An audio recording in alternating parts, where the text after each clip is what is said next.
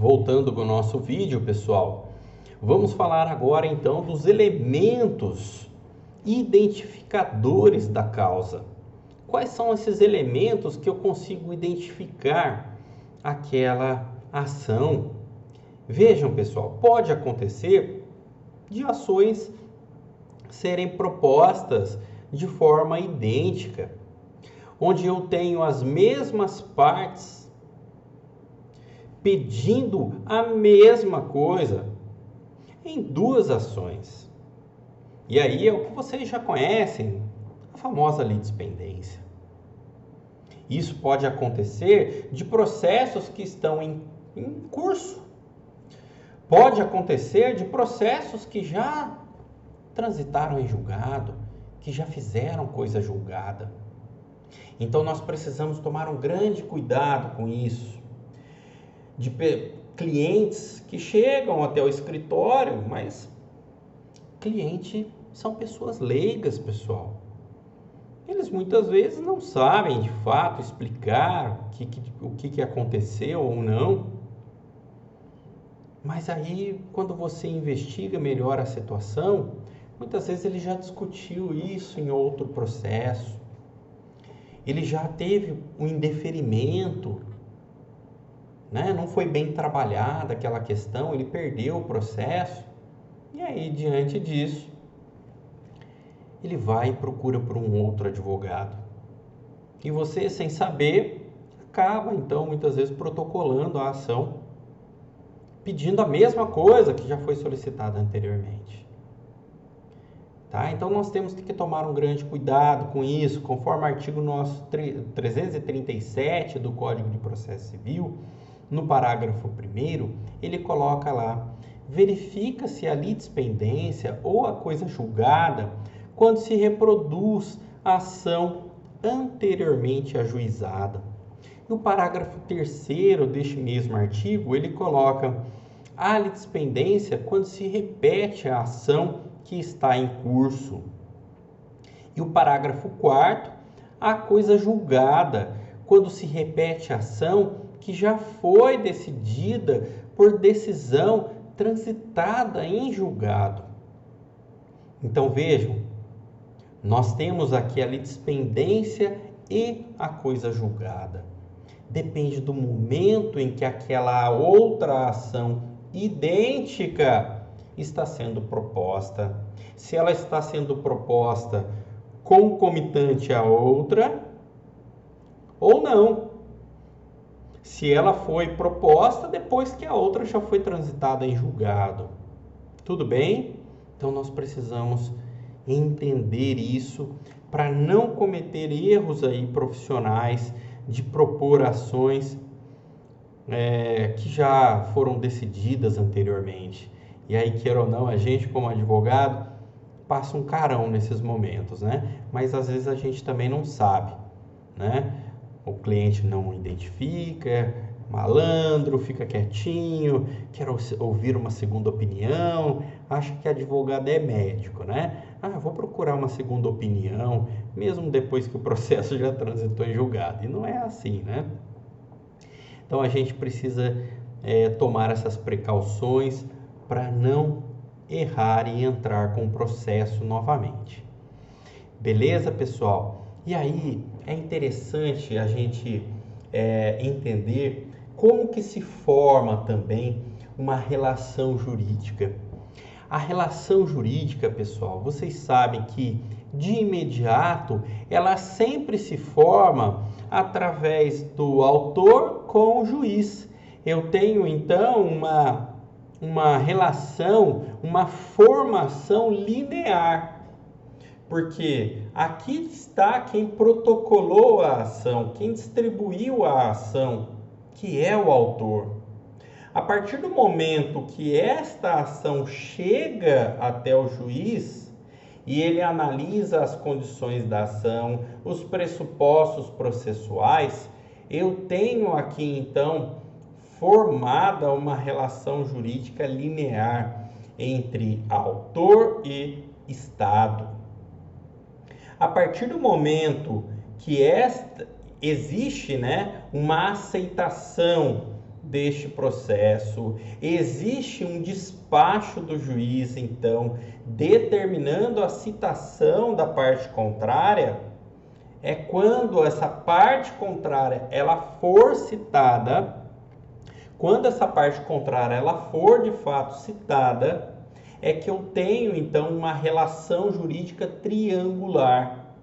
É onde, quando eu formo então a relação jurídica por completo, tá certo? Formo esta relação jurídica por completo. Ela se completa com a citação efetiva da parte contrária. Então, cuidado com isso.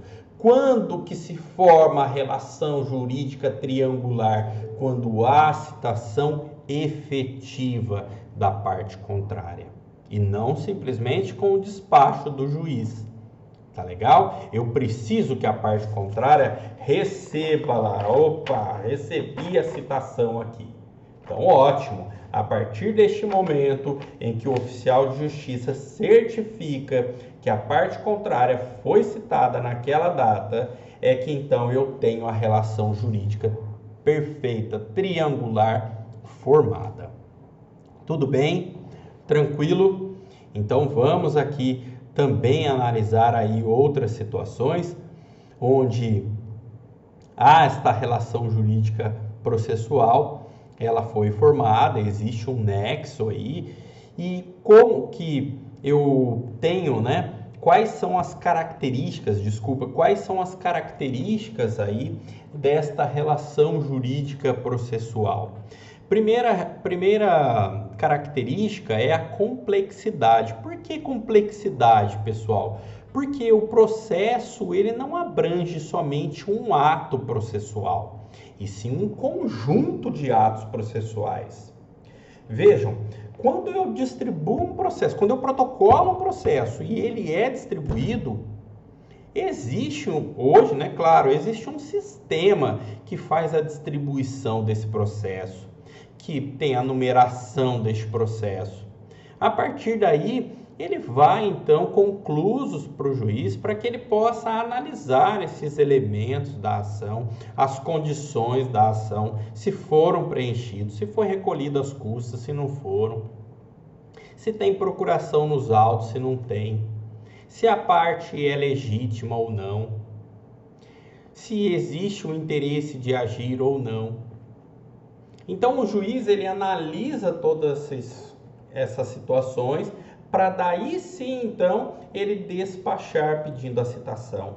Quando ele despacha, automaticamente desce então para que a secretaria possa então da vara, ela possa então fazer a citação. O oficial de justiça então vai até aquele local ou então uma citação postal. Vejam quantas coisas acontecem no primeiro momento processual, pessoal. Primeiro momento processual. Então, há uma complexidade de atos. É uma característica do processo. Complexidade de atos processuais. Tudo bem? Segunda característica é a progressividade. A partir do momento que o processo se inicia, ele é progressivo até que eu tenha então a sentença, até que eu tenha então aqui resolvida aquela lide. Então há um progresso. Por que progresso? Porque aqui é o protocolo, o juiz analisa, depois ele vem e cita a parte contrária apresenta contestação, réplica, audiência de conciliação, de instrução, sentença, enfim, há todo um progresso até a obtenção do meu direito. Tudo bem? Então é a segunda característica que nós temos da relação jurídica processual. E a terceira característica que nós temos é a unidade. A unidade nós devemos entender como um conjunto de atos processuais, porém eles se objetivam com um único fim. Eles se unem, né? Todos esses atos processuais, eles têm um único fim, que é a única relação jurídica ali entre os sujeitos. Tá legal? Eu tenho esta unidade, eu tenho aqui o autor, o réu, o juiz, e dentro desta relação triangular, vários atos processuais acontecem, mas com um único objetivo, que é a obtenção do direito. Beleza? Tudo bem? Depois, qual que é a quarta característica que nós temos da relação jurídica processual? Ele tem um caráter tríplice. Por quê? Nós já falamos no início, né? Porque ele de fato é formado entre o autor, juiz, Estado e o réu. Então, esta relação jurídica processual, ela é perfeita a partir do momento que eu tenho esta relação triangular completa. Tudo bem? E natureza pública, claro, por que é a última característica da relação jurídica processual é a natureza pública, porque envolve um interesse direto do Estado juiz. Existe um interesse do Estado de resolver os conflitos na sociedade, de resolver esses conflitos entre os cidadãos, para que a pacificação social aconteça. Tudo bem? Beleza, pessoal? E a partir daí, nós temos também que entender que nenhuma sentença ela pode fugir daquilo que foi pedido pelo autor. Vejam, a primeira situação que nós temos é que o juiz ele deve limitar a sua sentença àquilo que foi solicitado pelo autor. Ele não pode ir além, nem aquém, e nem dar um direito que não foi solicitado. Vocês com certeza já estudaram isso, mas é importante a gente sempre rever. Quando o juiz julga além daquilo que o autor solicitou, eu tenho então uma sentença, ultra petita, além daquilo que foi solicitado. Da mesma forma, eu tenho então uma sentença que foi dada contendo menos coisas do que o autor solicitou. E aí eu tenho uma sentença infrapetita. Está aquém do que eu solicitei. Poxa, meus pedidos estão lá elencados e o juiz esqueceu de analisar aqui a letra C dos meus pedidos. Então eu tenho uma sentença infrapetita. E da mesma forma eu tenho então quando o juiz ele dá a sentença diversa daquilo que eu solicitei. Então eu tenho uma sentença extrapetita. Vocês conseguem entender que isto é um defeito, um erro da sentença? A sentença está com um vício, com um erro. E toda vez que eu tenho uma irregularidade na sentença, como que eu corrijo isso? Vocês conseguem imaginar como que eu corrijo uma irregularidade do juiz na sentença?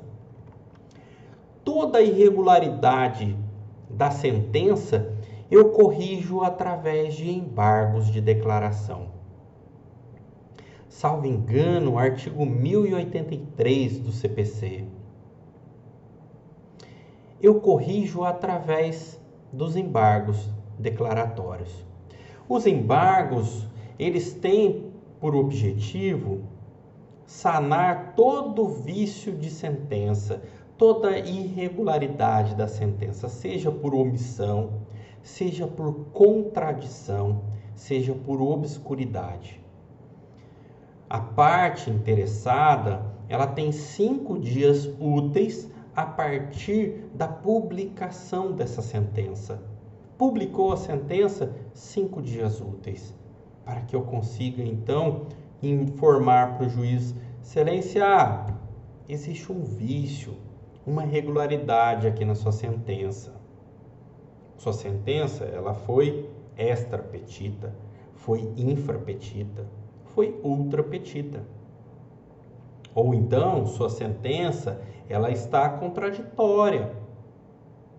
Aqui em cima, por exemplo, no início da sua sentença, aqui nos dispositivos, você vem então dizendo que nos fundamentos, você vem fundamentando, dizendo que eu tenho o direito.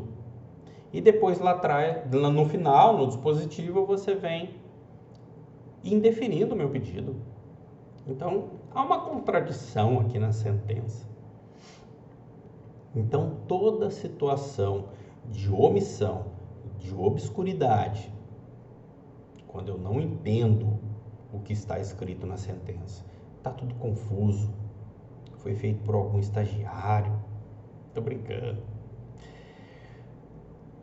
Então, quando eu tenho essas situações, eu posso então ingressar na justiça com embargos declaratórios e pedir a correção daquele vício. Tá bem? Espero que vocês tenham entendido, espero que vocês tenham gostado e, por favor, mandem as dúvidas de vocês para que a gente possa então sanar essas dúvidas e vocês não ficarem com elas. Beleza? Agradeço por demais, pessoal, demais mesmo, todo o encontro que nós tivemos, a vontade de vocês de querer aprender, todos os alunos que me mandaram e-mail demonstrando essa vontade, que compareceram nos nossos encontros, que assistiram simplesmente os vídeos e fizeram seus estudos. Obrigado, isso faz toda a diferença. Isso não é para mim que vocês estão fazendo. Isso vocês estão fazendo para vocês, para a vida. E eu tenho certeza que aqueles que estão aí se mantendo firme nos estudos, apesar de toda a diversidade que vem aparecendo, de toda a dificuldade que essa pandemia vem nos colocando, vocês serão recompensados lá na frente. Tenho certeza disso. Tenho certeza disso. Tá? E contem sempre comigo e peço a Deus que proteja todos vocês. Proteja todos vocês, que cuidem de vocês, do caminho profissional de vocês. Tá bem? Espero que a gente possa se encontrar aí no próximo semestre. Se Deus quiser, em Direito do Trabalho, estaremos juntos aí a partir do próximo semestre. E contem comigo aí no que precisar dentro deste semestre ainda, para sanar essas dúvidas do Laboratório de Prática Jurídica 1. Tá bom? Espero ter contribuído um pouco com essa prática que eu tenho aqui com o escritório. Convido vocês, inclusive, para poder verificar aí as nossas publicações do escritório, que tem bastante coisa prática que é interessante para vocês. Busquem lá no Instagram, Facebook, Barbosa Advogados Oficial, e aí vocês passam a seguir, e aí vocês vão ter bastante conteúdo prático servindo também para vocês lá, tá bom? Obrigado, gente! Fiquem com Deus, um beijo no coração de vocês e até a próxima aí. Tchau, tchau!